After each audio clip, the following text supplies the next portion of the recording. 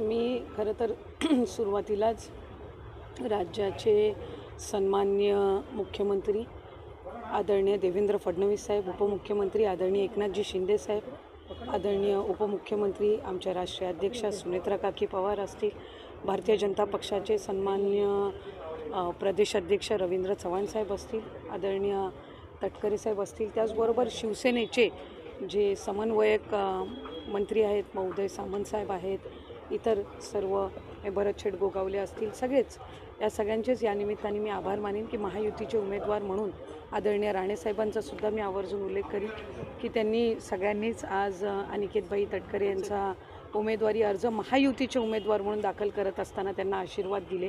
मला खात्री आहे की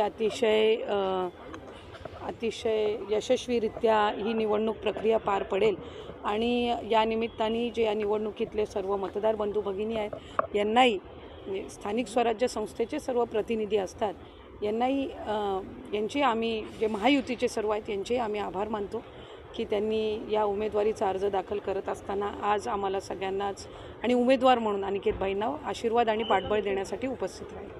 लाडकी बहीण योजनेमध्ये काही अर्ज जे आहेत ते बाद झालेले पाहायला मिळतात, जवळपास अशी संख्या आहे. अर्ज बाद झालेले नाही आहेत. खरं तर महायुतीची एक सर्वात महत्त्वाकांक्षी योजना म्हणजे मुख्यमंत्री माझी लाडकी बहीण योजना आहे. याची KYCची प्रक्रिया ही साधारणपणे गेल्या वर्षी ऑगस्ट महिन्यामध्ये सुरू झाली होती.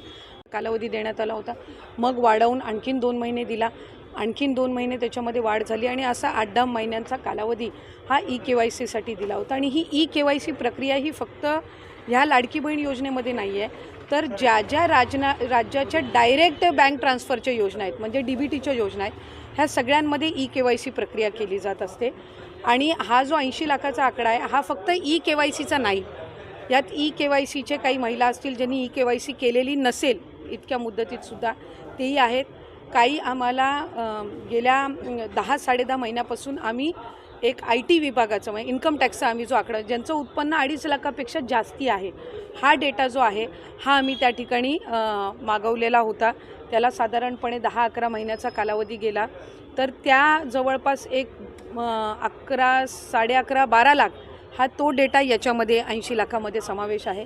याच्यात 4.5 पावणे 5 लाख अशा महिला आहेत ज्या 65 वयोगटाच्या पुढे गेलेल्या आहेत, जे वयाचं निकष आहे तर त्यामध्ये असतील.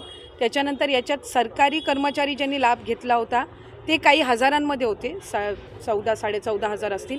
त्यांच्याकडून वसुली जी आहे ही गेल्या 8 महिन्यापासूनच सुरू आहे, त्याच्यामुळे ते याच्यामध्ये आहेत. तर अशा पद्धतीनं काही नमो शेतकरीचे आहेत जे नमो शेतकरीचाही लाभ घेत होते, याचाही घेत होते, तर अशा पद्धतीनं ते साधारणपणे हा आकडा आहे.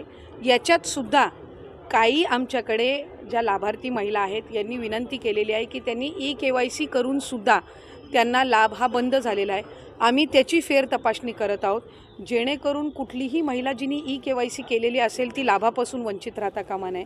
त्याच्यामुळे राज्याचे मुख्यमंत्री देवेंद्र फडणवीस साहेब, एकनाथजी शिंदे साहेब, आदरणीय सुनेत्रा काकी असतील, मंत्रिमंडळ असेल, याच्यानी आपण ती ज्यांनी KYC केलेली आहे पण त्यांचा कदाचित काही कारणास्तव टेक्निकल अडचणीमुळे लाभ बंद झाला असेल ती आम्ही करतो आहे. काही अशा आहेत ज्यांनी संजय गांधी निराधार योजना आणि लाडकी बहीण योजना ह्या दोन्हीमधून जे लाभ घेत होते ते छाननीमध्ये कट झालेले आहेत, पण त्यांना दोन्हीपैकी एका योजनेचा कंपल्सरी लाभ हा आपण देणारच आहोत.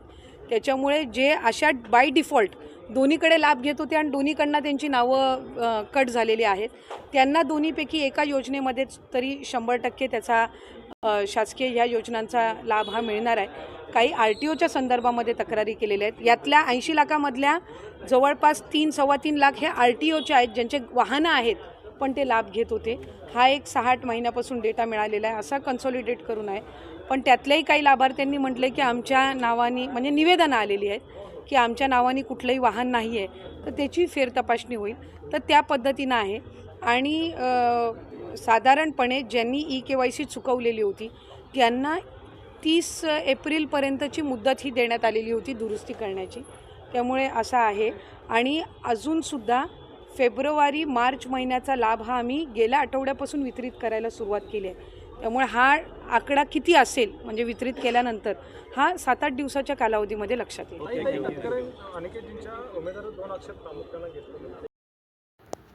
Video reporter Dhammasheel Sawant, KTV news, Raigad. आपल्या परिसरातील बातम्या आमच्यापर्यंत पोहोचवण्यासाठी स्क्रीनवर दिलेल्या क्रमांकावर संपर्क साधू शकता. दूरध्वनी क्रमांक 9833235011. त्याचप्रमाणे अधिक माहितीसाठी स्क्रीनवर दिलेल्या KTV न्यूजच्या ईमेल आयडीवर देखील संपर्क करता येईल.